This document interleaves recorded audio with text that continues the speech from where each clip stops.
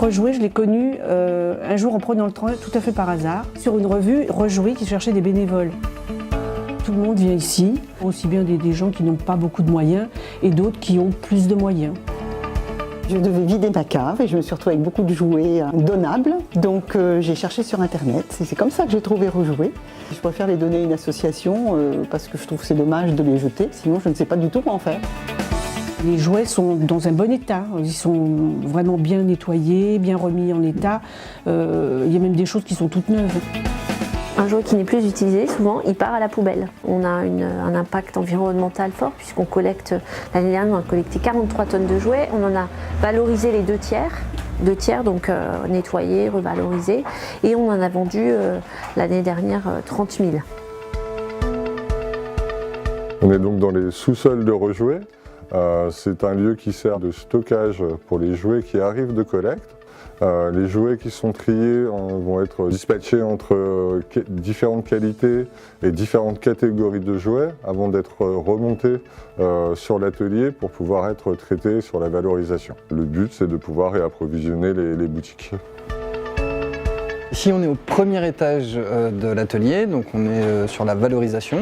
Là, vous avez des collègues, des salariés en insertion qui sont en train de valoriser des jouets. Ça veut dire qu'ils récupèrent des cartons de jouets qu'on a triés au préalable. Et dans ces cartons, ils vont aller extraire chaque jouet. Et là, en l'occurrence, ce sont des jeux de société. Donc pour chaque jeu de société, voir s'il y a bien la règle et vérifier que tout le contenu soit présent.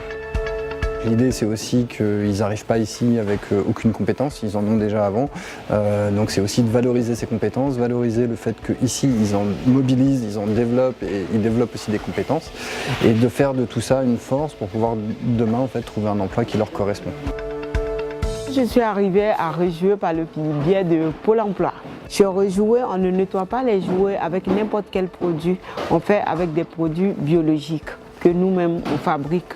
J'ai fait 4 ans de RSA, je ne travaillais pas, donc à Rejouer, franchement, je suis contente.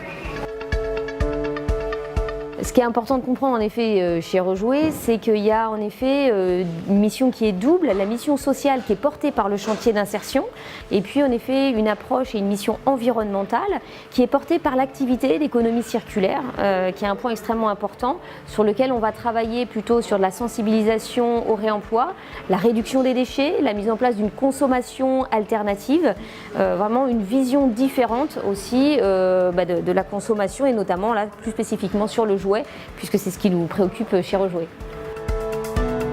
Là, c'est la boutique pour les professionnels de l'enfance. Donc en fait, on a une boutique dédiée pour les structures qui accueillent les enfants, les crèches, les ludothèques, les centres de loisirs. Donc pour les professionnels de l'enfance, en fait, ils viennent ici sur rendez-vous et ils ont accès à la boutique comme à une boutique classique. Donc les prix sont sur les jouets, après ils vont payer à la fin, mais effectivement l'intérêt c'est de pouvoir acheter en plus grande quantité par rapport aux boutiques qui sont dédiées aux particuliers. Après, de manière plus générale, je suis aussi en lien avec les entreprises qui font des partenariats avec Rejouer, que ce soit en termes de collecte, organiser des journées solidaires dans l'atelier, faire des animations, etc.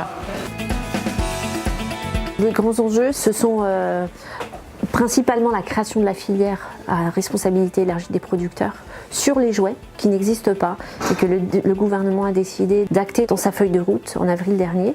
Et pour nous, c'est très important parce que ça va permettre de développer la collecte, de développer le réemploi et d'impliquer les fabricants, les distributeurs dans une autre façon de concevoir des jouets qui puissent être soit réparés, soit démantelés pour être recyclés in fine et qui pourront avoir une deuxième vie.